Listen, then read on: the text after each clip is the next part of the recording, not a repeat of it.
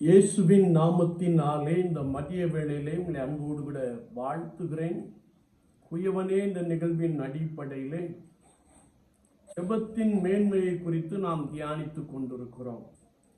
லேவியராகமத்தின் புஸ்தகம் 1ஆம் அதிகாரம் முதல் 10ஆம் அதிகாரம் வரைக்கும் சர்வாங்க தகன பலி என்றால் என்ன, பாவ நிவாரண பலி என்றால் என்ன, குற்ற நிவாரண பலி என்றால் என்ன, போஜன பலி என்றால் என்ன, சமாதான பலி என்றால் என்ன, பான பலி என்றால் என்ன, ஸ்தோத்திர பலி என்றால் என்ன என்பதை குறித்து அதிகமாய் கர்த்தருடைய ஆவியானவரை கொண்டு எழுதப்பட்டிருக்கிற காரியங்களை நாம் பார்க்க முடியும்.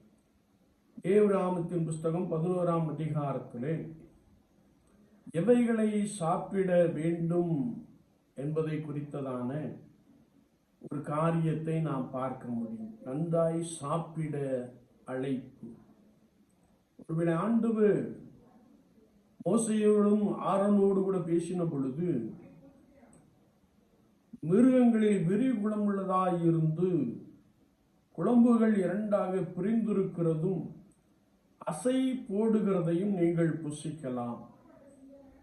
ஒட்டகம், முயல், பன்றி போன்றவற்றை சாப்பிடலாகாது, இவைகள் உங்களுக்கு தீட்டாயிருக்கும் என்பதை குறித்து கர்த்தருடைய வசனத்திலே நாம் தெளிவாய் வாசிக்க முடியும். விசுவாச வாழ்க்கையிலே எவற்றை புசிக்க வேண்டும், எவற்றை புசிக்க கூடாது என்பதை குறித்து லேவியராகமத்தின் புஸ்தகம் 11ஆம் அதிகாரத்திலே நாம் மிக தெளிவாக அறிந்து கொள்ள முடியும். கர்த்தருடைய ஜனங்கள் ஒருவேளை இந்த நாட்களிலே எல்லாவற்றையும் புசிப்பதை நாம் பார்க்கிறோம். ஏனென்றால் அவர் சொல்லுகிற ஒரே ஒரு வார்த்தை, உள்ளே போவது ஒன்றும் உங்களை தீட்டுப்படுத்தாது, உங்கள் வாயிலிருந்து புறப்படுகிற வார்த்தையை உங்களை தீட்டுப்படுத்தும் என்று சொல்லுகிற அந்த நிலைப்பாட்டை நாம் பார்க்க முடியும். என்றாலும் நான் எதை புசிக்க வேண்டும், எதை புசிக்க கூடாது என்பதை குறித்து மிகுந்த கவனமாக இருக்க வேண்டும் என்பதை குறித்து வசனம் நமக்கு மிக தெளிவாக கற்றுக் கொடுக்கிறது. விசுவாச வாழ்க்கையிலே நான் ஒருவேளை விளக்க வேண்டியவர்களை விளக்க வேண்டும், புசிக்க வேண்டியவர்களை புசிக்க வேண்டும் என்று வார்த்தை மிக தெளிவாக வரையறுத்து சொல்கிறது. இந்த வார்த்தையின்படி நாம் நடப்போம்.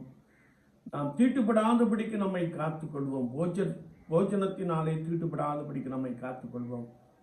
கர்த்தர் உங்களோடு கூட உங்களை பலமாய் நடத்துவாராக. ஆமென்.